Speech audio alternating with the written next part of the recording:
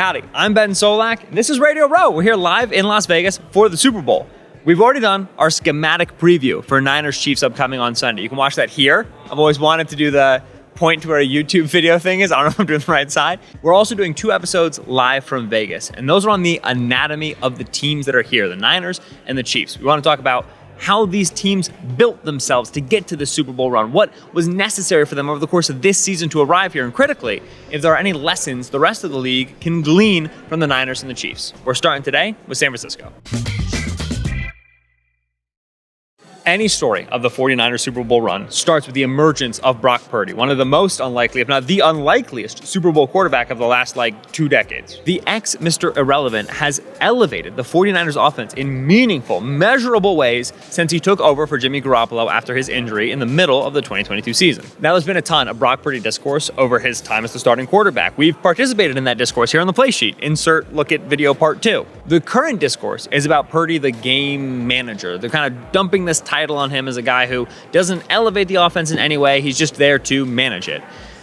This is not accurate. Anybody who watches Purdy film, we talked about this in the first episode we did. He had 6 total NFL quarters. He clearly brings something to the offense. He brings explosiveness. He brings creativity. Unlike Jimmy Garoppolo, he is willing to push the football down the field. He is physically capable, quick enough to scramble, to get outside of the pocket, and to beat pressure. So even if we have criticisms of Purdy's game, and we also know that he's super helped by the supporting cast around him, calling him a game manager just isn't accurate. Let's go to play action. Live play action. Here we go. Let's talk Purdy, the creator, the game changer. This is a very common formation for the Niners this year. Brandon Ayuk, Deebo Samuel, tight, right? They're close to the offensive line. It's a very narrow formation. Christian McCaffrey, the single back, they're under center. In years past for the Niners, this would be all right, play action fake, right? You get a bunch of zone flow going one way, and then you go, okay, Brandon Ayuk on the clear out and Deebo Samuel on the dig. That's what they would run in years past. This year, what they're doing more of is just dropping Purdy straight back from under center. No play action. It's kind of weird. Concept-wise, we're going to get Brandon Ayuk is going to go vertical. We're going to get Deebo Samuel going vertical. We're going to get late releases here from Juszczyk, late release from the tight end, Christian McCaffrey, releasing through the line of scrimmage. And initially, it looks like he has an option route, right? Maybe an option outside, maybe the option to go inside. But I think they're bluffing that. It might really be an option. I'm not sure. Regardless, McCaffrey ends up being a vertical player outside the numbers, right? They're going to throw this to him down the field. So this is a long developing play, but that's what they want to access. Run the film. Immediate pressure on the interior, right? I mean, Brock is pressured before his drop back ends. You can already see him though. He's wheeling out, right? He's going to turn his back and wheel out from this pressure. Watch the quickness of the young man, Brock Purdy. Oh, run and get around, and then rolling to your left, flip your hips and throw. Yes, it does take Christian McCaffrey to the ground, but he's so wide open that it's still a touchdown. Why was he so wide open? Well, once you break the pocket like this, right? All right, you're outside of the pocket, beating pressure.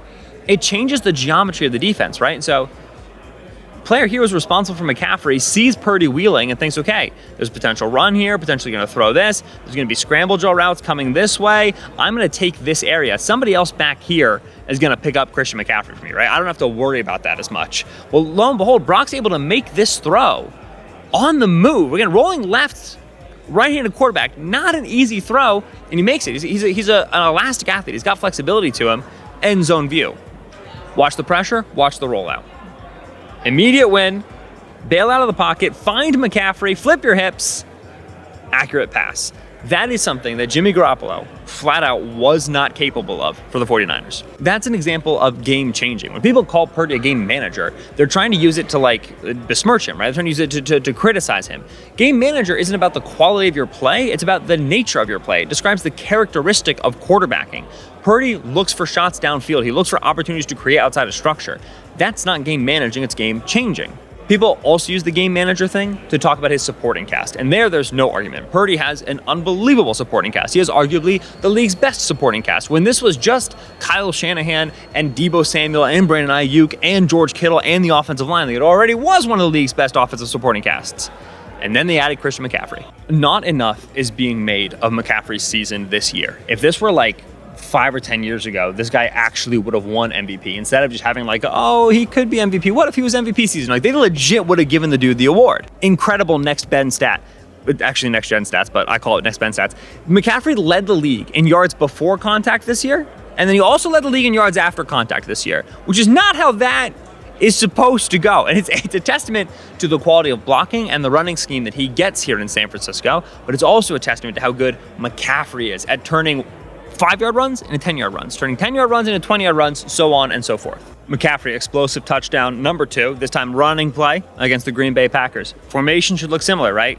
Tight to the core, tight to the core. This time we have the fullback in the backfield instead of the tight end, but this narrow formation under center, this is what the Niners have been living on this year. This is going to be outside zone. Ever heard of it? Niners run it all the time, right? We're just going to get zone flow, zone flow, zone flow all the way across the board. Because this is a 4-down front, what the Packers are looking to do is they're looking to crash this right here, right? Build a big wall with this edge and then turn this run to the inside, right? Make it work in the interior. They don't want to let McCaffrey get outside of them. But that means that these interior gaps, that's where McCaffrey's going to be reading. That's where the Packers are going to plug up. So this is the formation. I want to show you the run from the end zone view. End zone view, snap the football. All right, we're tossing this, and what are we looking for? Like initially, this looks like, all right, we wanted to get this block right here. Brandon Ayuk is just coming into screen right here. Take this DB, and then Kyle Juszczyk will lead outside, lead on that C gap, and McCaffrey will follow him, right? That's how this presents. But because you get this strong flow right here, and then a beautiful cutoff block, Jake Brendel, the center, climbing to the second level. You develop an alley right here, and Christian McCaffrey, with vision, takes it. It's going to be one man to beat in that alley.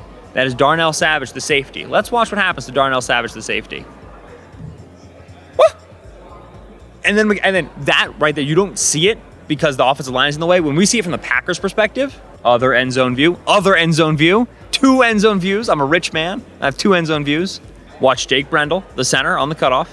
Beautiful. All right, so there's our alley, and now beat Darnell Savage in space, and then while he does it so fast, looks so regular, it's not regular. Watch his right leg, right? We're gonna beat this tackle, and his eyes right here are on this incoming player. He's gonna land on his right leg, and then cut, like without getting his feet down. He's gonna be able to dodge this contact, and he doesn't even see this, but he also avoids this player, keeps his balance, retains momentum going upfield, and scores. That's freaky. That's not freaking regular. This is how you lead the league in yards after contact. What the heck is that? Look at him looking at it as he goes by. I don't understand how he survived all this, but he did. He scores a touchdown. He's incredible. Now that's McCaffrey, the rusher, and he's unbelievable. But what has really been the difference for the Niners this season, the reason this 2023 offense made it, led the league in EPA when other offenses were great but not quite Super Bowl caliber, it has to do with McCaffrey, the receiver. See, this year the Niners are running more empty sets, empty formations than they ever have in the past. And they'll do that in the traditional sense, where they just take their 5 eligible receivers and line them up out wide. But they also do it in this weird, quirky, foolish way, where they start with McCaffrey in the backfield and then just motion him out of the backfield and snap the ball with him 5 yards behind the line of scrimmage. That is, I think, the coolest schematic innovation that we've seen from the Niners this year. And to be clear, the Dolphins do a similar thing. The Rams have stolen this a little bit. Other Shanahan tree guys are doing this. But fundamentally, the Niners, with McCaffrey, use it in a way that other teams don't. Here's Kyle Shanahan talking about that motion. The point there is just to keep them empty, but then get them out in space a little bit? Yeah, when you move guys in the backfield from right to left, we call it bump. And sometimes which is from the right tackle to the left tackle. And if we want him to keep going, we say bumper. Right. So he just keeps going, and you're basically an empty, but no one treats it as empty. So you get a couple different looks, and there's different depths of how to run routes. So it's just a little unusual to how they normally practice stuff. So, empty formation without empty checks. Let's take a look at what that actually means. Niners Rams. This is clearly not an empty formation, right? We got 2 tight ends. We got a YY wing action, top of the screen. We got 2 wide receivers, tight again, and we got Christian McCaffrey in the backfield in the pistol. You very easily hand this football off, run this ball, right? That is available for you in this formation. Well, we're gonna, right before we snap it, Christian McCaffrey just bouncing out. They snap the ball right here. This is not empty. 2 tight ends, running back. This is not what empty formations are supposed to look like. And so it doesn't for the Rams. They're not gonna put personnel in the field expecting to see a formation like this. They're not gonna put coverage on the field expecting to see this. They end up in a spot where they drop this edge and then they blitz this linebacker. But think about it, the Niners are snapping the ball right now.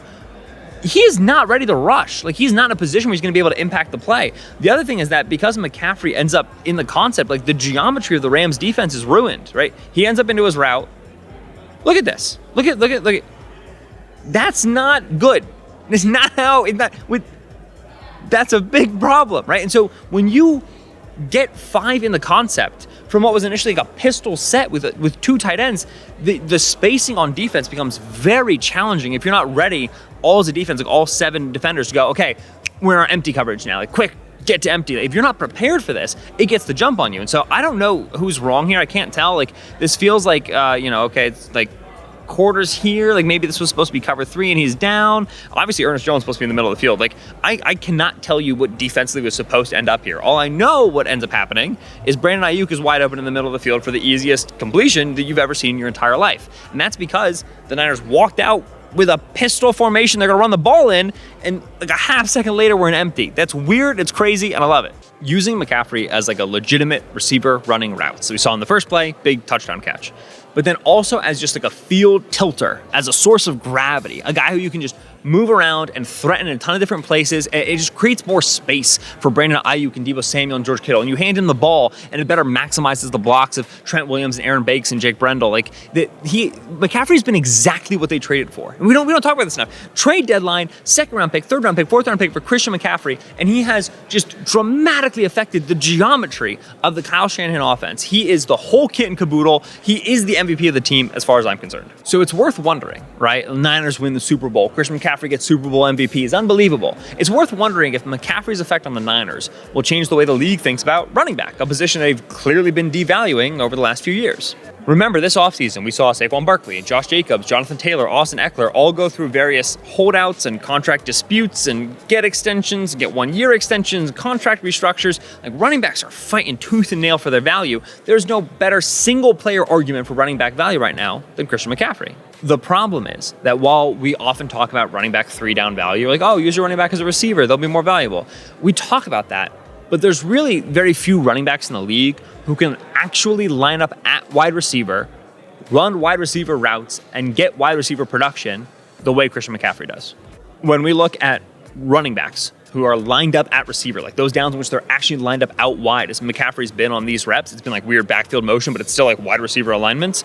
McCaffrey is second only to Kyle Juszczyk in total number of routes run, and he is first in targets, he is first in receptions, he is first in yards, and he is first in first downs. Like, McCaffrey affects the game as a receiver in a way that is just upper echelon to everybody else. This doesn't really scale to the running back position as a whole. This also brings us back to Purdy, right? You look at the success of Purdy, 7th round pick at quarterback. Okay, is there anything the league can learn from this? The reality is, like, probably not. No matter what you think of Purdy, game manager, game changer, top 10 quarterback, top 20 quarterback, top 30 quarterback, you can't argue that the environment in which he landed has been a massive part, the key part of his success as a late-round pick. Purdy plays for the best offensive coach in football, with some of the best offensive weapons in football, in a notoriously quarterback-friendly scheme. Like, the bedrock could not be softer, could not be better for quarterback development. So if there's a lesson to be learned, it's not like, oh, go get a quarterback in the 7th round, it's going to be great. No, the lesson to be learned is fill the coffers, right? Fill the cabinets. You got to get wide receivers and tight ends. You got to get a scheme. You got to be able to run the football successfully. You got to get a Christian McCaffrey.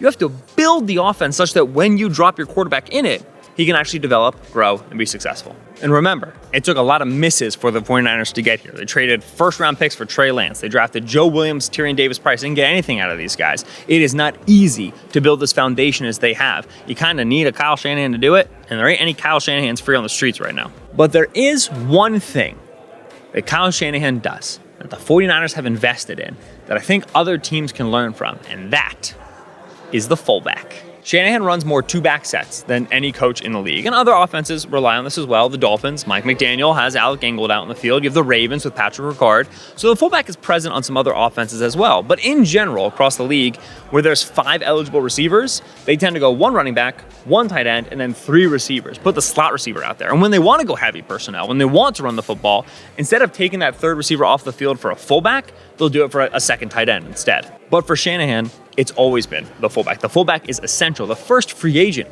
that Kyle Shanahan signed in 2017 when he took the Niners job, Kyle Juszczyk, taken from the Ravens, the fullback that's still playing today. Why is the fullback important? For Shanahan, it allows him to dictate the terms of offense to the defense. If you don't have a fullback in there, and I mean, there's just certain things defenses can do where you have to throw the ball or you're going to be outnumbered in everything you do. Guys can hit you in the backfield. So having a fullback always protects that.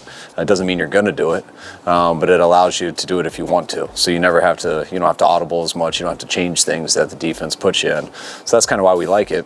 Football innovation often comes as like a pendulum, right? It's a lot of zigging and then zagging where everybody else zigs. And so we've seen the league become pass happier. We've seen the league become pro slot receiver, and that's cool. The zag of the fullback, though, gives defenses looks that they're unfamiliar with, personnel that they're not really well equipped to match. Zagging can be bad, right? Arthur Smith and the Falcons were trying to zag. They put a fullback on the field. Ask them how that went. So you have to do it with intention. You have to do and understand kind of the levers that you're pressing and the dials that you're turning. But in general, I do think we could see a little fullback renaissance in the NFL. I would go so far as to say the fullback is fully back. Corey McConnell liked that one. Corey McConnell liked it.